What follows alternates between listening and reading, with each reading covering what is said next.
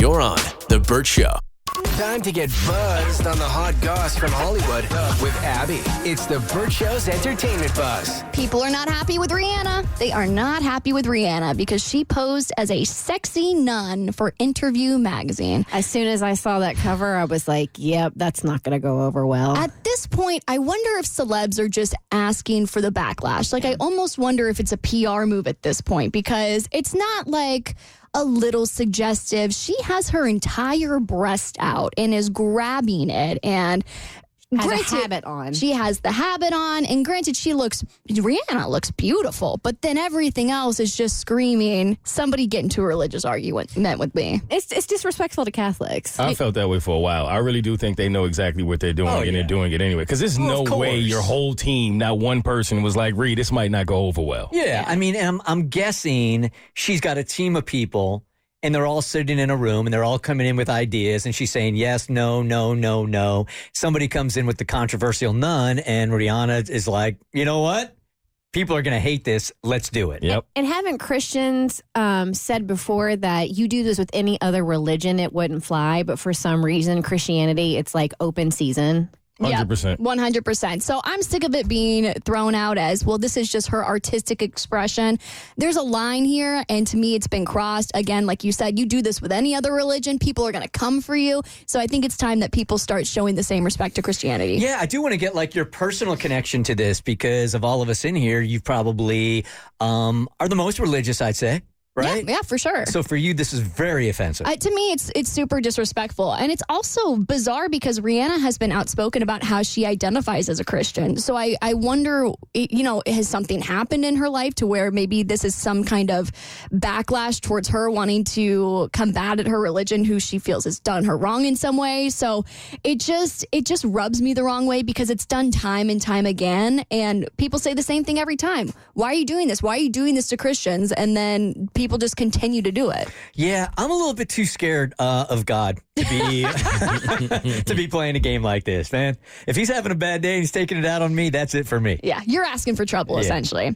Okay, so we've been talking about JoJo Siwa's new song, Karma, for the last couple of days because it's a little controversial with this new music video that she's come out with. It's very spicy, it's very sexual, and, it's kind of rubbing people the wrong way. She's no longer a little girl. She's a woman. She's a woman, and she's trying to pull it off, and it's a little icky to people who still, I think, see her as a kid star. And also, it does feel like she's trying to pretend that she's something that she's not. It doesn't quite feel authentic. Feels forced. And now there's something that's come out about her new song that makes people feel like, oh, now this really, really isn't authentic. So this new song, Karma, we all thought was, I guess, written by her and her team, but it's actually a song that was recorded twice by two other artists before, over a decade ago. So the first person that recorded this back in 2011 was somebody that JoJo Siwa says she's drawing some inspiration from now, Miley Cyrus. She recorded in 2011, but it actually ended up getting released by an artist called Britt Smith in 2012.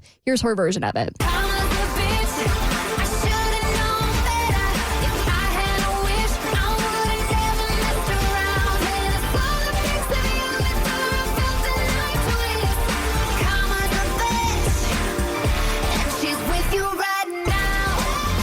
I have to say, between her and JoJo Siwa's, I think Britt did a little bit of a better job. I just wonder why we never heard of it 12 years ago. Mm-hmm.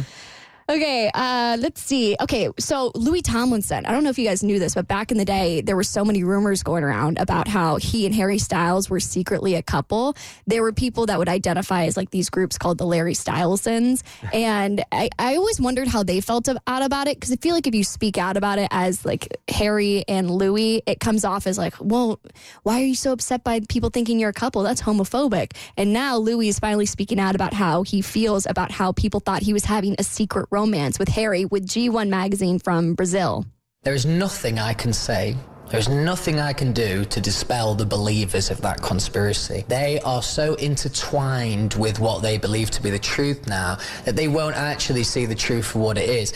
I'd be lying if it does irritate me a little bit, but it is just kind of nature of the job, I suppose.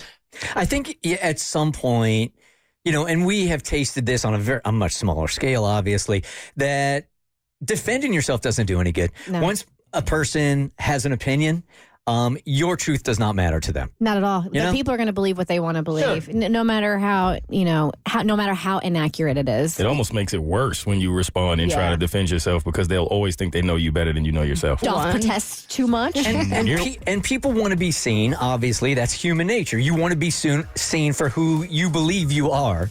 And when the narrative here is completely wrong in your eyes, and then feeling like you can't defend yourself because people have already made an opinion is super frustrating. Exactly. All right, for more stories, head to the Bert Show podcast on your favorite listening platform.